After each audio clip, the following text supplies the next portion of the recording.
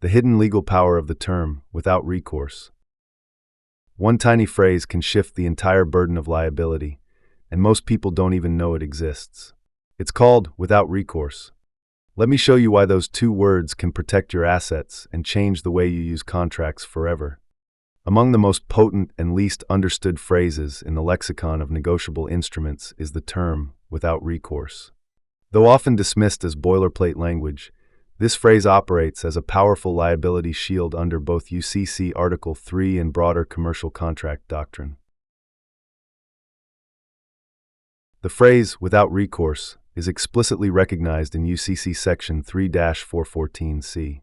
If an endorser states that the endorsement is made without recourse or otherwise disclaims liability, the endorser is not liable under subsection A to pay the instrument. In practice, this means that when an individual signs a negotiable instrument, such as a promissory note, check, bill of exchange, or other security, with the words without recourse, that signature severs personal liability. The signer is effectively saying, I endorse this instrument for processing or transfer, but I assume no responsibility for future payment, collection, dishonor, or enforcement. This language can completely shift the risk of non-payment onto the party accepting or processing the instrument, often a bank, lender, or third-party assignee. In the commercial world, without recourse clauses are commonly used during the sale or assignment of receivables, but their utility extends far beyond that. When used correctly in consumer financial transactions, the phrase has transformative potential.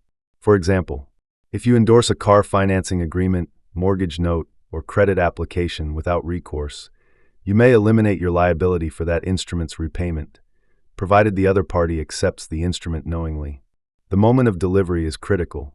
According to UCC Section 3-420A, acceptance of a signed instrument constitutes legal acceptance and, by extension, contractual finality. Critically, most Americans unknowingly issue blank endorsements when signing financial instruments. This is the functional equivalent of handing someone a signed blank check. By contrast, writing without recourse converts a blank check into a non-liability voucher, an act of protective legal engineering.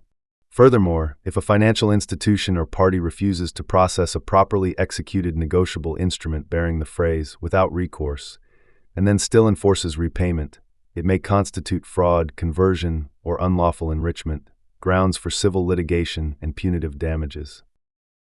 Footnote: this section reveals how the phrase, without recourse, functions as a legal firewall against financial liability in negotiable instruments and commercial transactions.